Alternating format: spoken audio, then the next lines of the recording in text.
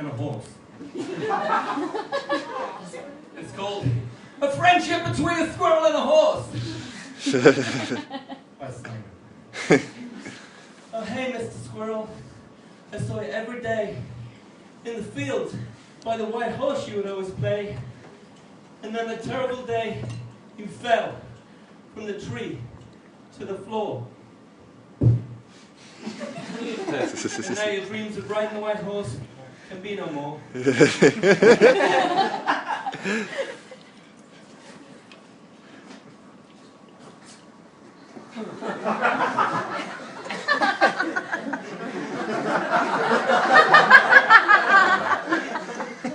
don't worry, Mr. Squirrel. You're my friend.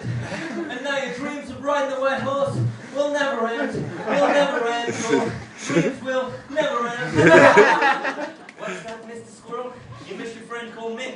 Don't worry, Mr. Squirrel. I took him down with a stick. There's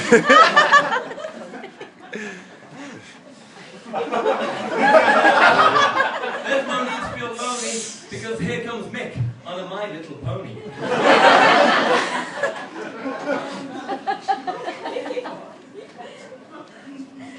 People say, Simon, you make very nice poetry, very beautiful poetry. Do you have a wife? I say no, because I think it's better to have a dog and a couple of chickens, but not too many chickens, because if you have too many chickens, you get problems with the rats coming around to eat the chicken food. And then you have to get yourself a rat catcher. He's going to want to charge you £75. You say, no way, I'm not paying £75.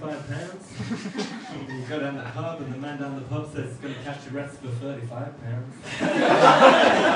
When it comes round with a fishing rod, some cheese, a shovel, a picture of Van Whittaker. But he doesn't catch any rats. And then you have to go back to the original rat catcher and apologise and pay the £75. Therefore paying £110 altogether. So maybe it's better to have a wife. This is what Michael Douglas was thinking when he got rid of his dog Jack.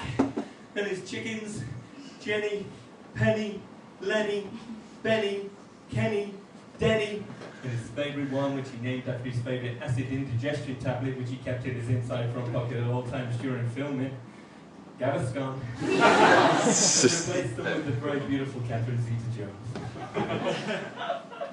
I was in a bar, and there was a lady wearing a bikini, and she started dancing on my table like that. I was like, wow, you have amazing legs.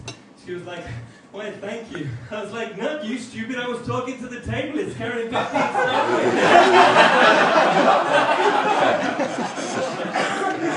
And I turned around, and there was a sign on the wall, and it said, private dancing, only £20. I paid my £20. They took me to a small room. I was like this.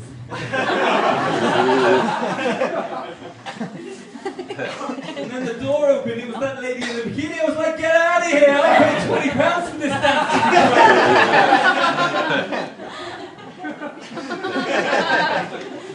I would like to make an impression, okay? I will make the impression, you have to guess the answer, but please do not shout out because you will spoil it for all the other people. If you know the answer, just turn to the person on your right hand side and whisper very carefully in their ear, and there are no prizes.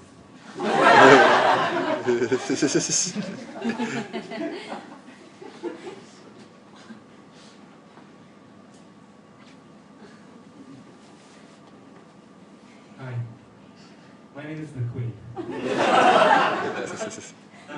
And some of you may not recognize me because I've accidentally put Prince William's crown on.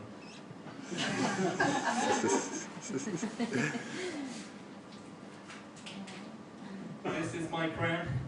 Now, do you recognize me? I work in the post office on the stamps.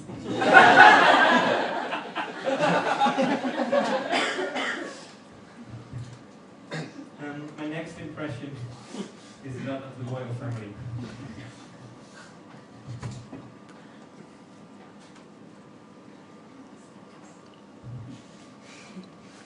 Hi. My name is Zorro. Can you keep the noise down, please? I'm trying to sleep.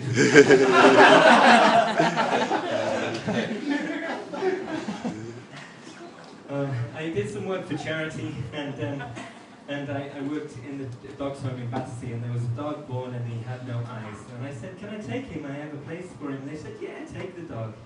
And nobody wants him. And then I went to Kent Dog Rescue, and there was a dog there, and he had lost his vision. And I said, I can take him, let me take the dog. And they said, take him. And then I went to Essex Dog Rescue, and there was a dog born with, he had really bad cataracts. And I said, can I take the dog? And they said, they had a strict dog-taking policy. And they said, what do you need him for? And I said, I need him for my joke. And they said, yes, take the dog. And I was walking and they were bumping into each other, biting each other. And I got to where I was going. I got to the Girl Guides headquarters and I knocked on the door. And they said, what do you want? I said, I brought the dogs for you. And they said, what dogs? I said, I have your dogs. And they said, what dogs? And I said, take the dog. We don't want any dogs. This is outrageous. I spent the whole summer collecting blind dogs for the guides.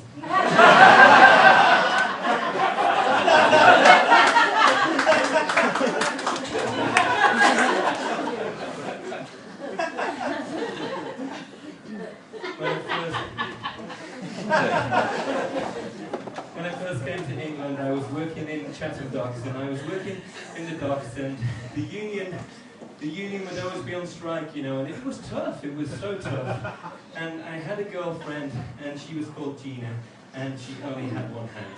And because of this,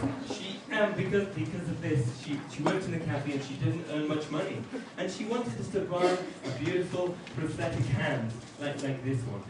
And we would save all our money would go in this hand.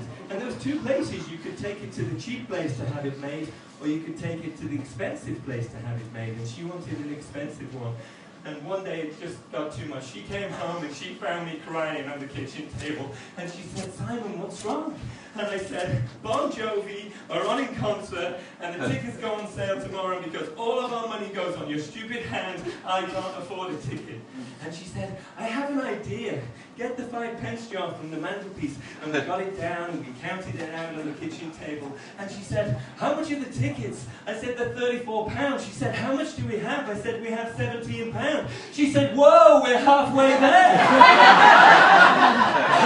I said, no, we're living on a prayer. She said, then take my hand, we'll make you a